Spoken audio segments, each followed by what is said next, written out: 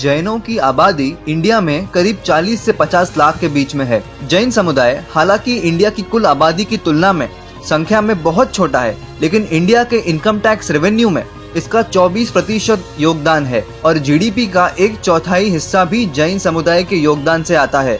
Jain community की overall साक्षरता दर यानी कि लिटरेसी रेट है 94.1% और महिलाओं की लिटरेसी रेट भी है 90 के पार 90.6% पे। दोनों ही इंडिया के नेशनल एवरेज से कई ऊपर हैं। जैनों में कई आहार प्रतिबंधित हैं। सख्त शाकाहारी होने का पालन करने के अलावा कई सब्जियां, शहद, मशरूम, दारू, सिगरेट आदि का सेवन बहुत जैन नहीं करते। कई भारतीय व्यंजन, खासकर गुजराती व्यंजन जैनिज्म से प्रभावित हुए हैं। कुछ जैन स्वेच्छा से मृत्यु तक उपवास करते हैं, जिसे संथारा कहा जाता है और ये जैन एक्सट्रीमिज्म का मजबूत उदाहरण है। दूसरे जीवों को दुख दर्द ना हो इसलिए वो अपना अस्तित्व छोड़ देते हैं। ये प्रैक्टिस इंडिया में इलीगल नहीं है, लेकिन इसको लेके कई विवाद जरूर हैं। महात्मा गांधी के सत्याग्रह की फिलॉसफी के पीछे श्रीमद राजचंद्र का मुख्य प्रभाव था, जो एक जैन थे। जैन धर्म में नवकार मंत्र सबसे आम और मूल प्रार्थना है। दिगंबर और श्वेतांबर ये जैनों के मुख्य संप्रदाय हैं। हालांकि और भी कई छोटे संप्रदाय उभरे हैं। जैन समुदाय के मुख्य त्योहार होते हैं पर्युषण,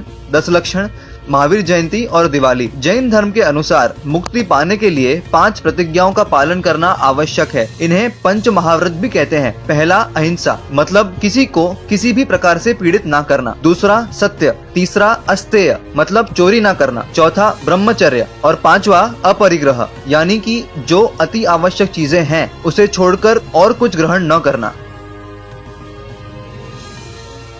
दोस्तों ये रहा एक बोनस फैक्ट। बेल्जियम में करीब 1500 जैन रहते हैं। ये बेल्जियन इंडियन जैन्स दुनिया के रफ डायमंड ट्रेड का 2/3 हिस्सा कंट्रोल करते हैं।